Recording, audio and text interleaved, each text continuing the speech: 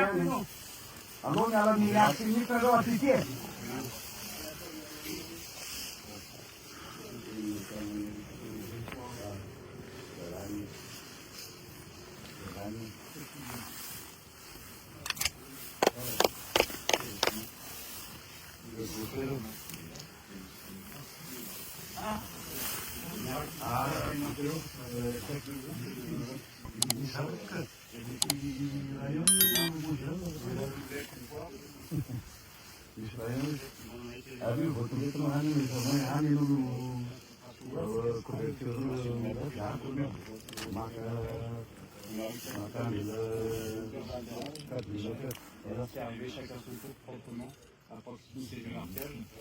C'est arrivé au sol. C'est ça.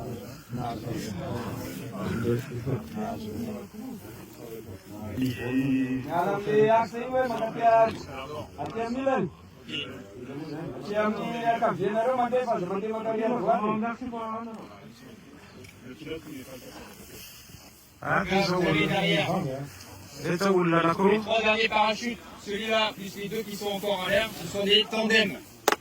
Donc là, ce que vous avez vu, donc, dans chaque groupement parachutiste, commando parachutiste, il y a des...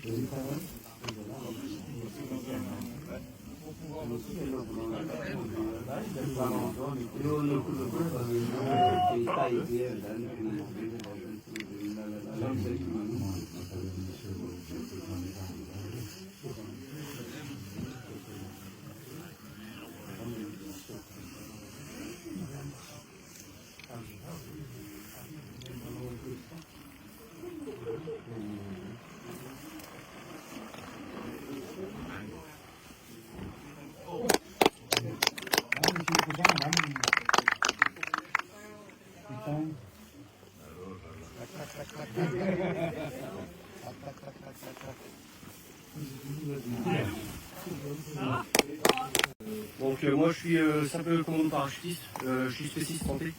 Donc dans un premier temps, l'environnement que dispose un commando parachutiste, donc c'est un parachutiste G9, ainsi qu'une aile qui permet de transporter le matériel, donc les équipements de combat, le gilet principalement et le sac mission. Dans le gilet, donc on a les transmissions qu'on doit rapidement ouvrir, rapidement utiliser pour pouvoir communiquer avec les éléments.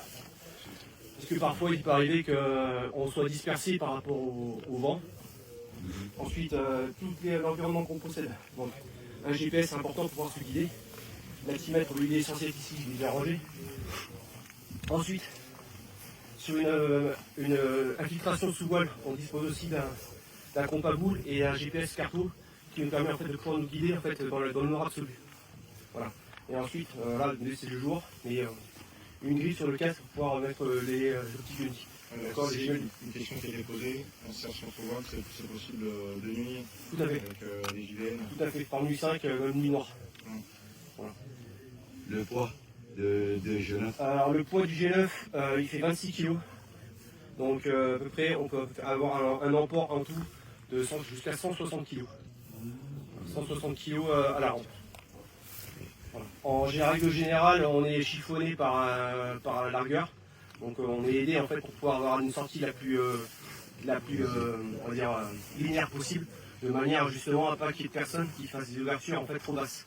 Le but est vraiment de pouvoir dans un temps très précis pour ouvrir le parachute, de manière à pouvoir commencer l'infiltration sous voile. Donc l'auteur d'ouverture de chaque parachutiste. Elle dépend en fait de la mission, ça dépend de la mission, tout dépend du vent. Donc selon si on veut une ISV, donc on va ouvrir au plus haut, donc au FL 120, ça représente à peu près 3500 à 4000. Mais l'ouverture c'est étalé. Voilà, c'est étalé, il y a à peu près, on va compter selon la vitesse du vent, entre 2 et 4 secondes entre chaque parachutiste.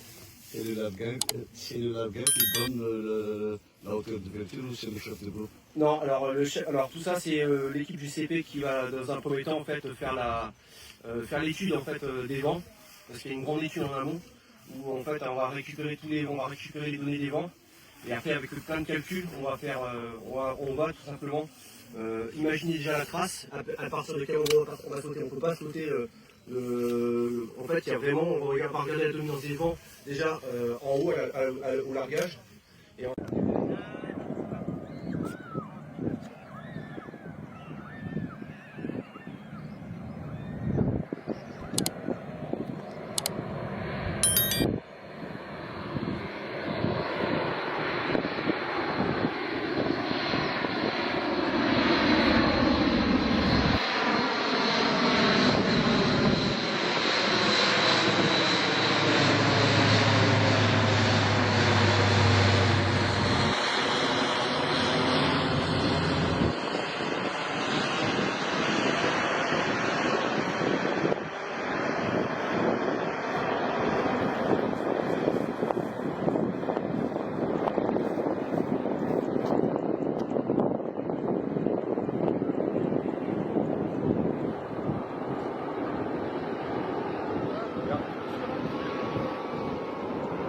La place là-bas.